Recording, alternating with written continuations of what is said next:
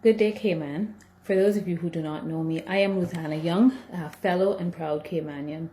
I am addressing you through this forum, and forgive me if I don't look straight into the camera for the duration of the video, because there are a lot of thoughts that I need to share, and I had to write them all down to make sure I cover all the necessary points and not be too long-winded. I've decided best to share with you through this forum as the issue was raised recently on another radio show. If you missed it on Friday, January 10th, 2020, the edition of Talk Today, there was a media roundtable including the host, along with Miss Wendy Ledger of CNS and Miss Sandra Hill of Cayman Mile Road. Just shy of an hour into the show, a caller phoned trying to disguise their voice with a British accent and posed a question to Miss Sandra Hill. I'll quickly interject here that person is a Caymanian and a former employee of mine. So the caller asked Sandra the following question, and quote, I'm watching the show and it's actually saying that she names people as she gets information. She has been sitting on a story about Ruthanna Young from 2018 and it still has not aired. So please do explain to me that you say you name everyone. You have the evidence that you need about the situation and it still hasn't been run, and this has been from last year. Sandra then responds to the caller, and I'll paraphrase a bit in the interest of time. So she says, the story hasn't ran yet, so we can't name her yet, but I will address that. She continues by saying, it's kind of interesting because I think Ruthanna has now positioned herself where she may be considered a public official. I think she intends to run for public office, and as the person has said, rightfully so, I do have some information about allegations made against her in a line of business situation. Sometimes what happens, despite what people think, when I get information, I do try to work behind the scenes at resolving, giving people opportunity to fix this, because I do get that once the story goes out there, it's going to go viral because of who she is and who she's connected to.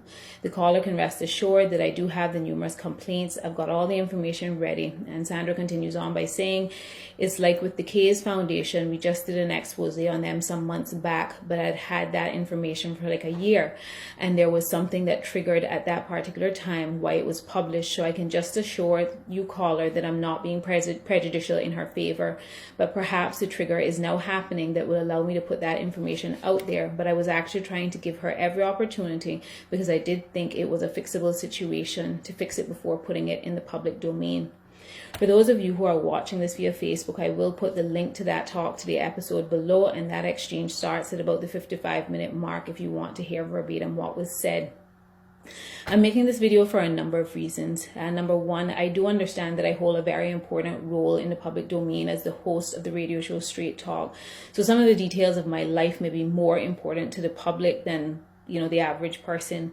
And number two, to provide some details and clarity on what has been transpiring and is currently still transpiring. And three, to address a few other matters that I believe are connected directly to all of this. The short version of this issue at hand is that I had businesses that failed with outstanding salaries and pension arrears still lingering, which we are in the process of paying off. At the end of 2014, I returned home for what was to be a vacation, but it eventually resulted in me taking over the management of our family salon and spa.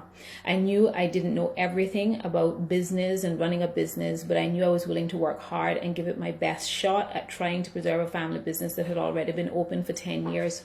I knew the business was already hemorrhaging, struggling, and there were issues with pension arrears and other outstanding bills at that time, but I decided to give it a go anyway, as is my nature. There was a lot of ups and downs over the years, and that's an understatement, but we kept at it. I say we because on many occasions we had staff meetings to discuss the issues the business was having and potential fixes. There were many occasions where payroll day would come and there was not sufficient funds to cover the payroll. When a business is already in a deficit and it's not even hitting break even with no overdraft or any such resources in place, these are the unfortunate outcomes. Some of our staff meetings were solely about how we were going to manage the payroll issue and what was the status on pension. Many of the staff at that time had been in the business for many years, which was part of why I was trying to fight with the business, and as such did their best to stick it out in hopes that the business would turn around. Generally speaking, every day was a mental, what I call song and dance, about which bill was going to be paid. The truth of the matter is that had I made decisions solely based on business data, I know intellectually that I should have closed the business many years ago. However, like many business owners, many entrepreneurs, I admittedly made some very emotional decisions about the business.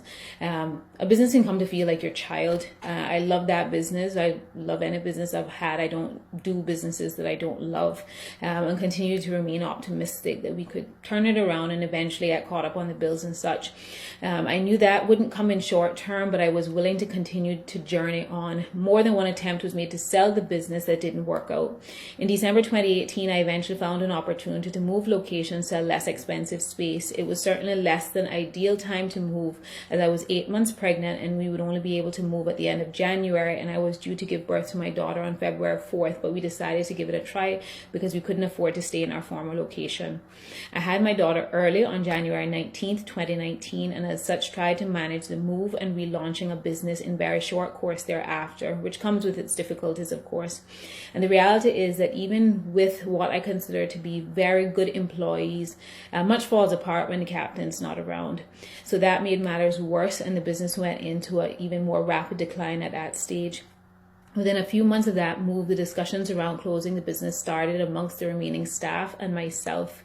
They were involved in all of these discussions. On 2 separate occasions, the staff requested meetings with me to basically ask where we were at and expressed to me that they wanted to continue to keep trying, saying that they loved me and wanted to try to make it work. Some even talked about the fact that some staff that had already made the decision to leave had said that they were silly for staying, but they chose to remain anyway.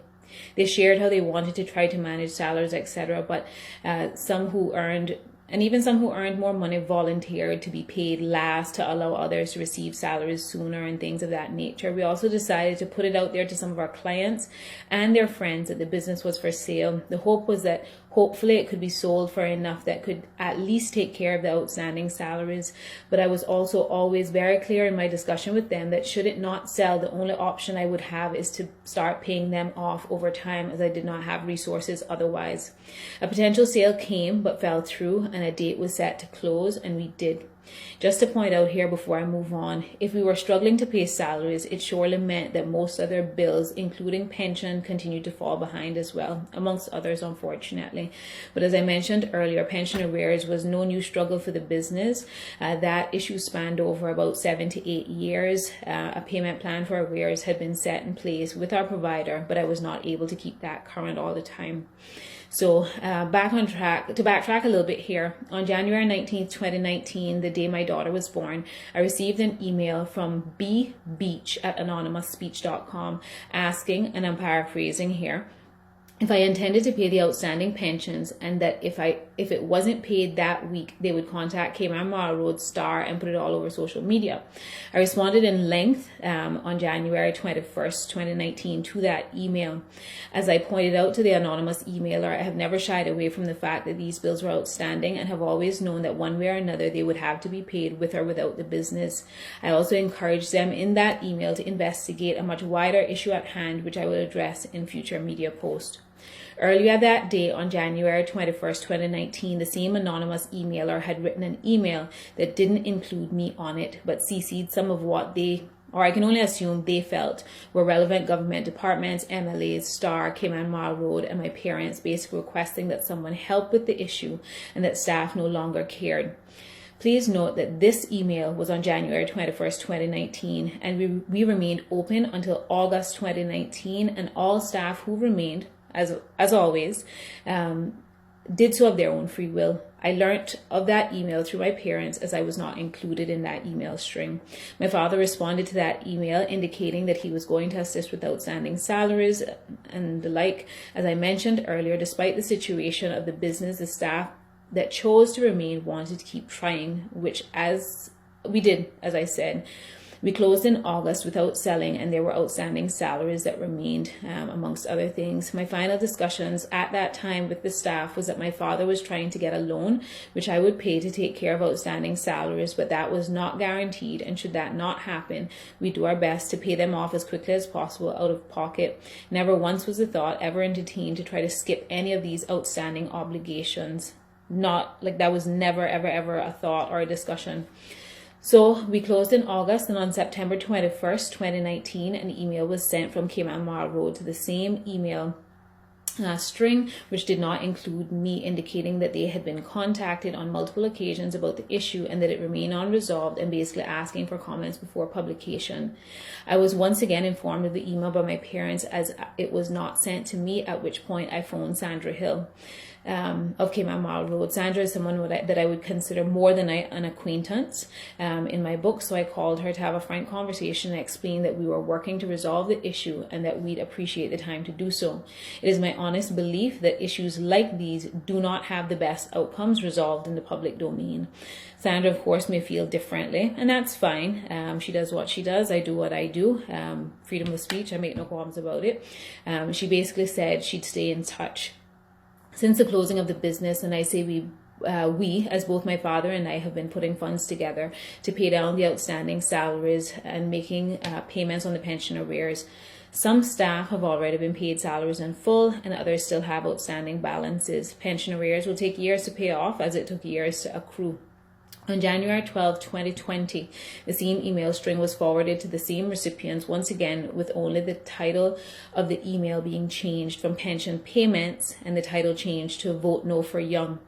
That's basically an outline of what the situation is. It has been a chaotic few years, but many lessons learnt, and I continue to plow through. To address a few things quickly before closing out, said in both the email and the public domain. Number one, in the email sent by B. Beach at Anonymous Speech on January 21st, 2019, they say, in quote, Ruthanna Young refuses to release her stylists who wish to leave her because she is not paying them. Let me say this without any fair contradiction. I have never stopped a single employee from leaving when they saw fit. To the contrary, I had staff who would tell me that I shouldn't just let them leave so easily because I had invested money in bringing them here. My response is always the same. I will never hold anyone hostage, and they can make that decision to leave, as I totally understand under the circumstances. So to Anonymous Speech, if any one of them has told you otherwise, I suggest you question them further about this. In the same email, Anonymous Speech says she has now shut down Renaissance and opened a new location to avoid her outstanding liabilities. Again, false. Days after we moved, I emailed our pension provider to inform them of the move, change of name, etc., and asked if anything needed to be done or submitted, as some of the staff with the arrears pension set up in the payment plan still remained in the business. In September 21st, 2019 email, Cayman Marlowe said that their sources indicated the business had now been shut down by immigration. That is also incorrect. I have never been contacted by immigration. We made the decision to close the business. I've chosen to spend time getting into some of the details of this for two reasons. I have to do a little bit of video editing. I've chosen to spend time to get into some of these details for two reasons. One, so that you will have some decent detail as to what has transpired. Granted, I would have to do a whole video series if I were to get into all the nuances of the last few years and everything that's taken place, but I'm giving you the Cliff Note version, if you call it that, in the interest of time. And second, I also know that a lot of Caymanian business owners, too many of them, more than I would like, are living this experience in their business every day, and hoping that me sharing as much as I am will be of some service to them. And of course, those particular issues I intend to get into some later time on media. I've said it before and I will say it again, just for the benefit of everyone involved. I have never and will never shy away from completely paying off these liabilities. Has it happened at the speed I wish it would? Absolutely not. But whatever length of time it takes, it will be cleared, and I've always made that clear to all involved. I know some people misunderstand my demeanor and my disposition. Some will say that I'm putting on because I have all of this going on in life and it manages to be positive and to smile. That is just naturally who I am.